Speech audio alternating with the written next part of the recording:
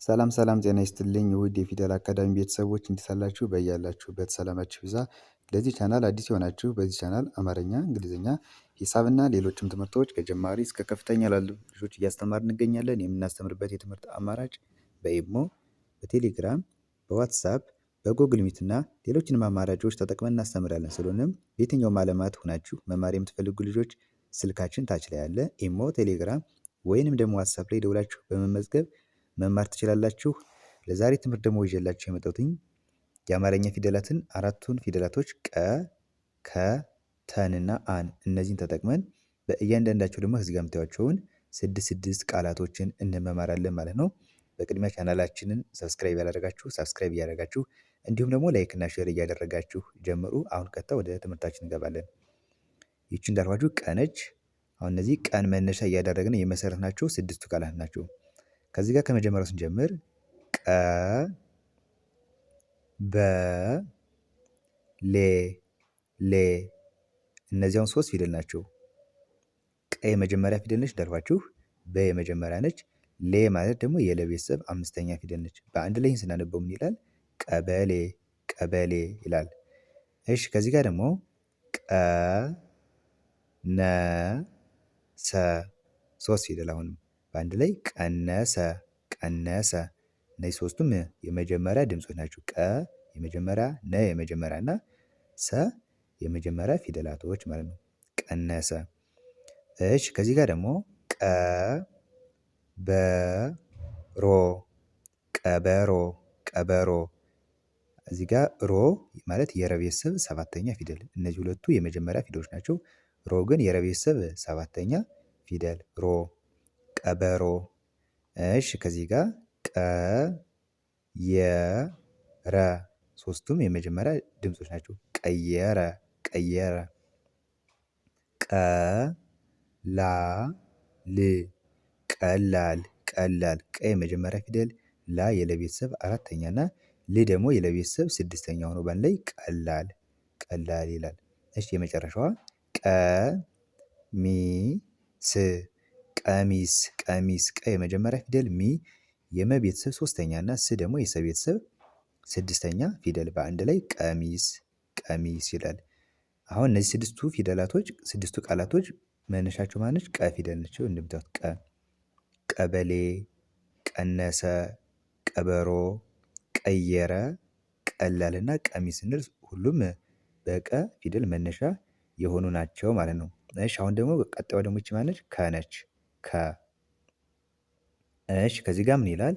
ከ፣ ባ፣ ድ ከባድ፣ ከባድ። አሁን ከባድ ለማለት ሶስት ፊደል ነው የተጠቀምነ። ከ የመጀመሪያ ነች። ባድ ማለት ደግሞ የበ ቤተሰብ አራተኛ። ከዚህ ጋር ቀበሌ ስንል በ የዚች ቤተሰብ አራተኛዋ ባ ትባላለች። ድ ማለት ደግሞ የደ ቤተሰብ ስድስተኛ ከባድ። እሺ ከዚህ ጋር ከተማ፣ ከተማ፣ ከተማ። ማ ማለት የመቤተሰብ አራተኛ ፊደል ከተማ። ከሰረ፣ ከሰረ፣ ከሰረ። እነዚህ ደግሞ ሶስቱም የመጀመሪያ ፊደላቶች ናቸው። ከሰረ። እሺ ከዚህ ጋር ከፍታ፣ ከፍታ። ከ የመጀመሪያ ፊደል፣ ፍ የፈ ቤተሰብ ስድስተኛ እና ታ ማለት ደግሞ የተ ቤተሰብ አራተኛ ፊደል ነው። እነዚህን ሶስቱን የአማርኛ ፊደላቶች በአንድ ላይ ስናነባቸው ምን ይላል? ከፍታ፣ ከፍታ ይላል። እሺ ከዚህ ጋር ከበሮ፣ ሮ፣ ከበሮ፣ ከበሮ። ሮ ማለት የረ ቤተሰብ ሰባተኛ። ከዚህ ጋር ቀበሮ ስንል ነግሬያችኋለሁ። ከበሮ። እሺ የመጨረሻዋ ከበርቴ፣ ከበርቴ፣ ከበርቴ። ከ የመጀመሪያ ፊደል፣ በ የመጀመሪያ፣ ር ማለት ደግሞ የረ ቤተሰብ ስድስተኛ። የረ ቤተሰብ ማለት እዚህ ጋር ከሰረ ስንል ረ፣ እዚህ ጋር ቀየረ ስንል ረ ነው አይተናል አይደለ? የዚህ ስድስተኛዋ ደግሞ ር ነች። ር።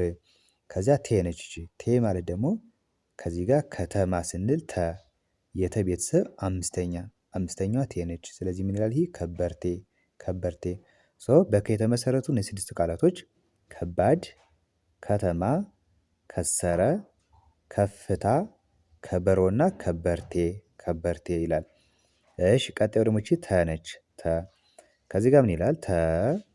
ተስፋ፣ ተስፋ፣ ተስፋ። ተ የመጀመሪያ ፊደል፣ ስ የሰ ቤተሰብ ስድስተኛ እና ፋ ደግሞ የፈ ቤተሰብ አራተኛ ፊደል ሆኖ በአንድ ላይ ተስፋ ተስፋ ይላል። እሺ ከዚህ ጋር ተቋም ተቋም ቋ ማለት ስምንተኛ የቀ ቤተሰብ ወይም ደግሞ ዲቃላ ሆሄያት ምንላት ፊደል ነች። ም የመ ቤተሰብ ስድስተኛ ነች። በአንድ ላይ ተቋም። እሺ ከዚህ ጋር ተማሪ ተማሪ ተማሪ ማ የመ ቤተሰብ አራተኛ እና ሪ ደግሞ የረ ቤተሰብ ሶስተኛ በአንድ ላይ ተማሪ። ተጠያቂ ተጠያቂ ተጠያቂ ተ የመጀመሪያ ጠ የመጀመሪያ ያ አራተኛ የቤተሰብ እና ቂ ደግሞ ሶስተኛ የቀ ቤተሰብ አንድ ላይ ተጠያቂ።